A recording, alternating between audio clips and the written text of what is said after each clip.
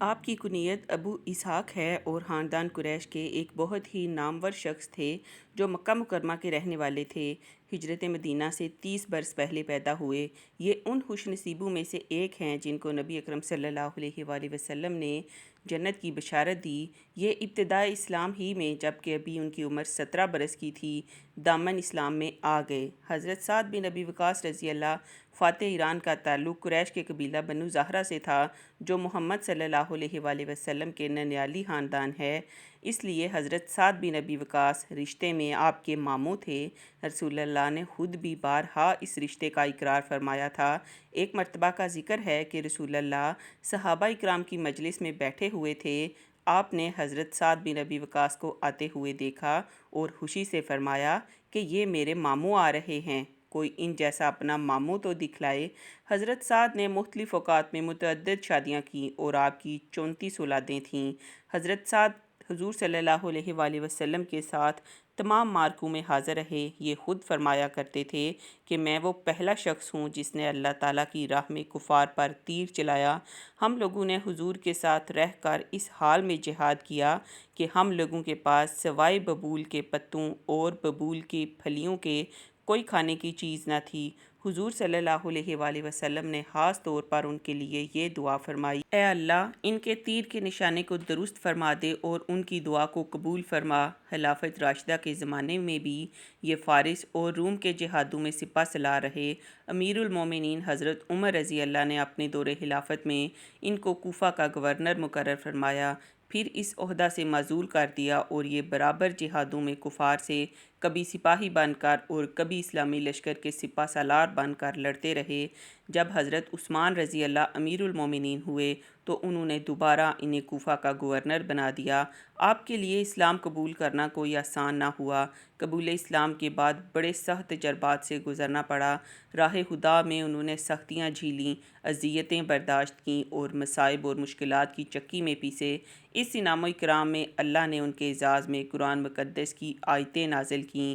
آئیے ہم حضرت سعد بن ابی وقاص کی صحیح ہوئی تلخیوں کو انہی کی زبانی سنتے ہیں۔ حضرت سعد رضی اللہ فرماتے ہیں کہ اسلام قبول کرنے سے 3 دن پہلے میں نے خواب دیکھا کہ میں خوفناک تاریکیوں میں ڈوبتا جا رہا ہوں۔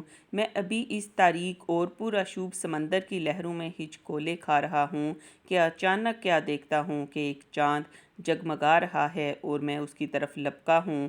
میں یہ دیکھ کر حیران رہ گیا کہ مجھ سے پہلے چند لوگ مہتاب کے قریب پہنچ چکے ہیں۔ میں نے غور سے دیکھا تو مجھے زید بن حارثہ رضی اللہ، علی بن ابی طالب رضی اللہ اور ابو بکر صدیق رضی اللہ دکھائی دیے۔ میں نے ان سے پوچھا کہ آپ کب یہاں تشریف لائے؟ انہوں نے کہا بس ابھی آئے ہیں۔ صبح نمودار ہوئی تو مجھے یہ بات پتہ چلی کہ نبی کریم صلی اللہ علیہ وآلہ وسلم پس پردہ دین کی دعوت دے رہے ہیں۔ میں بھانپ گیا کہ اللہ تعالیٰ میرے ساتھ خیر و برکت کا ارادہ رکھتا ہے۔ اللہ تعالیٰ چاہتا ہے کہ مجھے کفر اور ضلالت کی گمراہیوں سے نکال کر رشد اور ہدایت کی روشنیوں تک پہنچائے۔ میں اسی وقت بلا تاخیر آپ کی تلاش میں نکلا اور جیاد کی ایک گھاٹی میں آپ صلی اللہ علیہ وآلہ وسلم کی زیارت ہوئی۔ آپ عصر کی نماز سے فارغ ہو چکے تھے۔ میں نے اسلام لانے کی تمنا کی۔ آپ نے کمال محبت اور شفقت سے مجھے مشرف با اسلام کیا۔ اسی وقت میرے سامنے وہ 3 عالی مقام حضرات آئے جنہیں میں نے خواب میں دیکھا تھا۔ بعد ازاں حضرت سعد بن ابی وقاص رضی اللہ اپنے اسلام قبول کرنے کی داستان بیان کرتے ہوئے فرماتے ہیں کہ جوں ہی میرے اسلام قبول کرنے کی خبر میری ماں نے سنی تو آگ بگولا ہو گئی۔ مجھے اپنی ماں سے والہانہ عقیدت اور محبت تھی۔ میں ان کی خدمت کو اپنے لیے بہت بڑا اعزاز سمجھتا تھا۔ انہوں نے خفا ہو کر مجھ سے پوچھا کہ اے سعد، یہ کیسا دین ہے کہ جس نے تمہیں اپنے ماں باپ کے دین سے منحرف کر دیا؟ باخدا یا تو تم یہ دین ترک کر دو یا میں مرتے دم تک کچھ نہ کھاؤں گی اور نہ ہی پانی کا گھونٹ حلق سے نیچے اتاروں گی، یہاں تک کہ میری موت واقع ہو جائے گی اور غم سے تیرا کلیجہ پھٹ جائے گا، ندامت اور شرمندگی تیرا مقدر بن جائے گی، زندگی بھر لوگ تجھے طعنہ دیتے رہیں گے۔ میں نے کہا امی جان، خدا کے لیے ایسا نہ کرنا، مجھے آپ سے انتہائی عقیدت ہے، لیکن مجھے یہ دین آپ سے بھی زیادہ پیارا ہے۔ میں یہ دین ہرگز نہیں چھوڑوں گا۔ لیکن وہ اپنی اس دھمکی پر قائم رہیں۔ کھانا پینا چھوڑ دیا، کئی روز بغیر کھائے سے گزار دیے، جس سے ان کا جسم لاغر ہو گیا، ہڈیاں کمزور ہو گئیں۔ تھوڑی تھوڑی دیر بعد میں ان کے پاس آتا اور التجا کرتا کہ کچھ کھا لو، لیکن وہ اور شدت سے انکار کر دیتیں اور کہتیں مرتے دم تک کچھ نہیں کھاؤں گی نہ پیوں گی، اگر تجھے میری زندگی عزیز ہے تو یہ دین چھوڑ دے۔ جب میں نے ان کی یہ حالت دیکھی تو واشگاف انداز میں کہہ دیا کہ امی جان، مجھے آپ سے محبت ہے، لیکن آپ سے کہیں زیادہ مجھے اللہ اور اس کے رسول سے محبت ہے۔ اللہ کی قسم، اگر تیرے جسم میں 1000 جان بھی ہو اور وہ جان ایک ایک کر کے پرواز کر جائے، تب بھی میں یہ دین نہیں چھوڑوں گا۔ جب ماں نے میرا یہ پختہ عزم دیکھا تو اسے یقین آ گیا کہ میں اس نازک صورتحال میں بھی اپنا دین نہیں چھوڑوں گا، تو اس نے بادل نخواستہ کھانے کے لیے چند لقمے لیے اور پانی پیا، اور ادھر اللہ تعالیٰ نے یہ آیت نازل کر دی، اور اگر وہ دونوں دباؤ ڈالیں کہ تو میرے ساتھ کسی ایسے کو شریک کرے جسے تو نہیں جانتا، تو ان کی بات ہرگز نہ ماننا، دنیا میں ان کے ساتھ نیک برتاؤ کرتا رہ۔ حضرت سعد بن ابی وقاص کے اسلام قبول کرنے سے اسلام کو بہت تقویت حاصل ہوئی۔ غزوہ بدر میں حضرت سعد اور ان کے بھائی حضرت عمیر نے جو کارہائے نمایاں سر انجام دیے وہ ناقابل فراموش ہیں۔ حضرت عمیر ابھی بچے تھے، سن بلوغ کو نہ پہنچے تھے۔ جب لشکر اسلام کا معائنہ کیا گیا تو عمیر چھپ گئے، کیونکہ انہیں اندیشہ تھا کہ اگر آپ کی نگاہ مجھ پر پڑی تو چھوٹا ہونے کی وجہ سے واپس لوٹا دیا جائے گا، لیکن پھر بھی نبی کریم صلی اللہ علیہ وآلہ وسلم نے ان کو واپس کر دیا۔ یہ فیصلہ سن کر حضرت عمیر زاروں کی طرح رونے لگے۔ ان کی یہ حالت دیکھ کر آپ کو ترس آ گیا اور آپ نے انہیں جہاد میں شریک ہونے کی اجازت دے دی۔ اجازت ملنے پر ان کے بھائی حضرت سعد خوشی سے ان کے پاس آئے، ہاتھ سے ان کے کندھے پر تلوار لٹکائی، اور دونوں بھائی جذبہ جہاد سے سرشار ہو کر میدان کارزار میں اترے۔ جب معرکہ آرائی ختم ہوئی تو حضرت سعد اپنے چھوٹے بھائی عمیر کو سرزمین بدر میں دفن کر کے اکیلے مدینہ واپس لوٹے، کیونکہ عمیر نے میدان بدر میں جام شہادت نوش فرما لیا تھا اور اللہ تعالیٰ کی جوار رحمت میں پہنچ چکے تھے۔ غزوہ احد میں درے کی جانب سے دشمن نے اچانک زوردار حملہ کیا تو مسلمانوں کے قدم لڑکھڑا گئے اور رسول اللہ صلی اللہ علیہ وآلہ وسلم کے پاس 10 صحابہ بھی نہ رہ سکے۔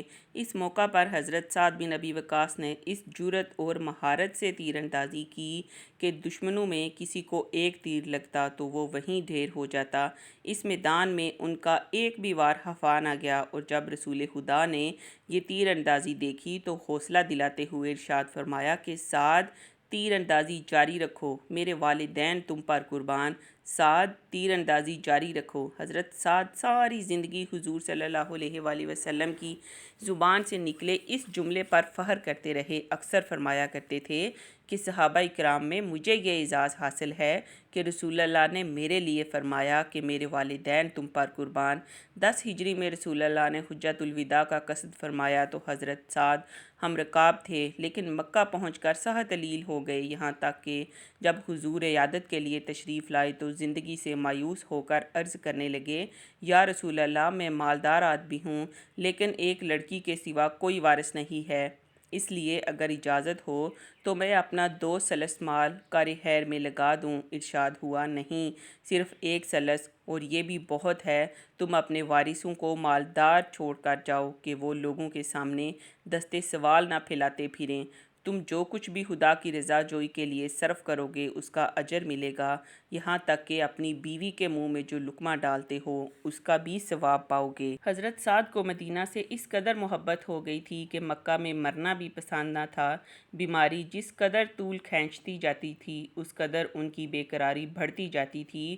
رسول اللہ نے اشک بار دیکھ کر ان کے قلب پر ہاتھ رکھ کر 3 دفعہ دعا فرمائی، اے خدا، سعد کو صحت عطا کر، سعد کو صحت عطا کر۔ رسول اللہ کی دہن مبارک سے جو الفاظ نکلے تھے وہ اس مریض کے لیے آب حیات ثابت ہوئے، یعنی دعا قبول ہوئی اور وہ صحت اور تندرست ہوئے۔ ساتھ ہی آپ نے یہ بشارت سنائی کہ اے سعد، تم اس وقت تک نہ مرو گے جب تک تم سے ایک قوم کو نقصان اور دوسری قوم کو نفع نہ پہنچ لے۔ یہ پیش گوئی اجمی فتوحات کے ذریعے پوری ہوئی، جن میں عجم قوم نے آپ کے ہاتھوں سے نقصان اور عرب قوم نے فائدہ اٹھایا۔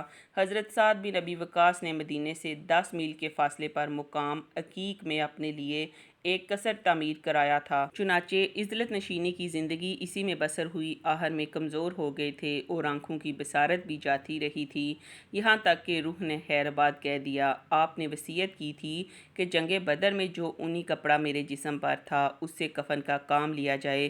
چنانچہ اس پر عمل کیا گیا اور لاش مدینہ لائی گئی۔ بعض امہات المومنین اس وقت زندہ تھیں، انہوں نے حکم دیا کہ اس جانثار رسول اللہ کا جنازہ مسجد میں لایا جائے، چنانچہ مسجد میں ان کے حجروں کے سامنے نماز ادا کی گئی۔ امہات المومنین بھی نماز میں شریک تھیں۔ مقام بقیع میں مدفون ہوئے 70 برس سے زیادہ عمر پائی اور اس عرصے میں اپنے عظیم الشان کارناموں کی ایسی یادگار چھوڑ گئے کہ ان کے احلاف قیامت تک فخر و مباحات کے ساتھ ان پر رطب لسان رہیں گے۔